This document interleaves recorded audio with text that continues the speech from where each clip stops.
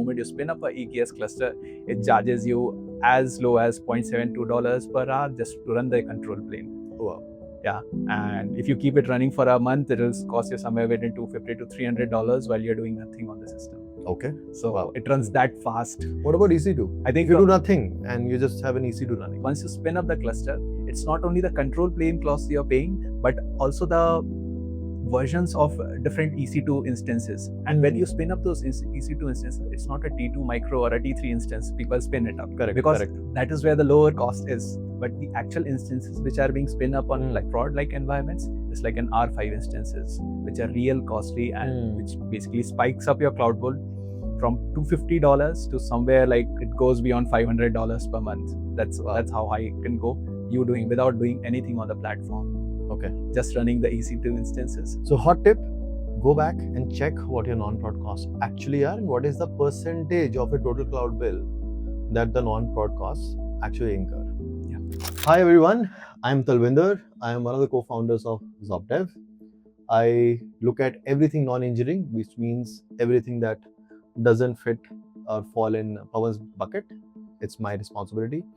At ZopDev, we are building a multi-orchestration cloud management suite of products, ranging from how do you orchestrate to deploy to manage to observe to cost manage. All of these fall under a bunch of our products. This is the first episode in this series where we give you behind the scene takes on what we are working on, what we care about, what we bother about. Currently, we have a set of products which take care of your deployment, orchestration, management, observability. And currently, we are heads down working on our FinOps tool, which is ZopNight. It's named as ZopNight because we thought it would be quirky to say you will get a peaceful night if your cloud is also having a peaceful night. We'll talk more about that in today's episode. Pawan. Hi everyone, I am Pawan, VP of Tech at ZopDev. We are building a multi-cloud orchestration platform and a FinOps platform, as Talvinder mentioned. So let's talk more about ZopNight. For those who don't know, ZopNight is the main magic of ZopNight is it makes it very, very easy for companies to schedule and switch off and switch on the cloud resources which are idle. Typically, these are non-production resources which nobody's using in night, in long weekends. So that's the main magic trick of ZopNight. I have two questions. Yeah. What are the other things that we have in feature-wise? Number one. And number two, scheduling something switch off and switch on sounds like a cron job. Okay. What is so special about ZopNight? ZopNight, when I think about a term of ZopNight, like if I have to take one term and define ZopNight, it's a Pandora's box. It has a lot of magical capabilities that people get out of the box. Okay. So to start with, one of the features that we started with on ZopNight was how do we provide cloud unified resource view for all the available compute and your storage resources on the platform. This is where we started first with the things like supporting AWS, GCP, and Azure.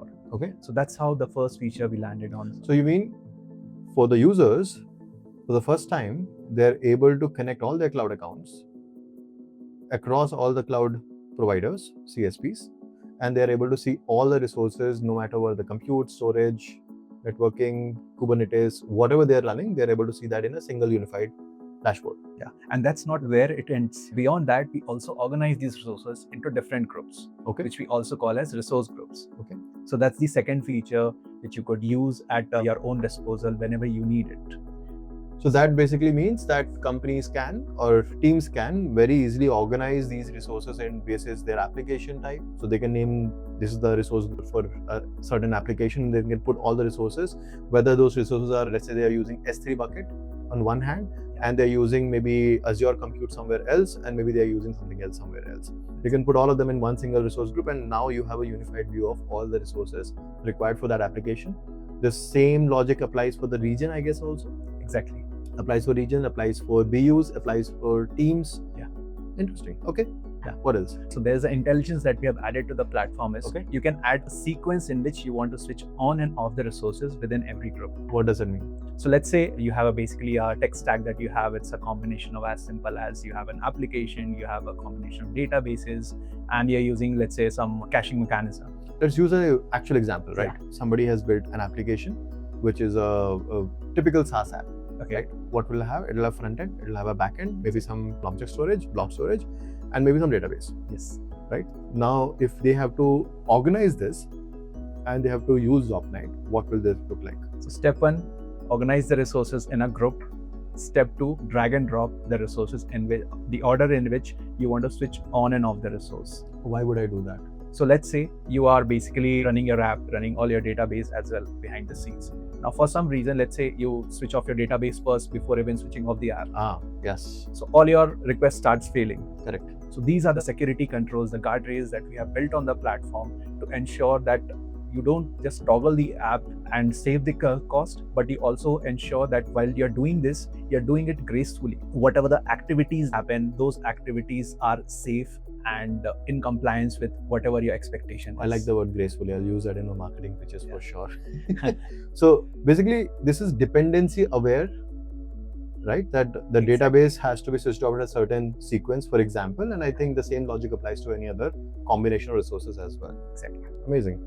I think the associated question here is, when we say switch off, what does it mean? Are we hibernating? Are we switching off? How exactly are we saving costs? So primarily, that is where we started with the POC part of it. The initial idea for this was to basically completely switch off the instance, but at the same time, like I talked earlier in a few seconds back, that we are basically taking a backup of the database, which was the version 1 of it. When we first launched, we realized that for the long term, taking a backup of that much of data and then switching it off, it doesn't seem to be a feasible solution, because if it happens too often, that is something you're incurring more cost than saving it. Sure. So then we came up with a solution at, why don't you do something which can be instantly done and users can see the impact of that, which is where what we did, we just started switching off the compute part of your database, okay, and your storage still remains intact. And that is what we verified, did some thorough testing and evaluated that that's a solution we could build, and that's a delight we could provide it to the customers. Hence, we built the version 2 of it. That's what you see today. Amazing. So absolutely, there are out-of-the-box solutions available in the market, but I would take a step back and talk about 2 parameters, reasons where we found that why not use it in the cloud, why develop a solution altogether. One was scalability and the other was coverage. These are the 2 aspects which motivated us to build this platform.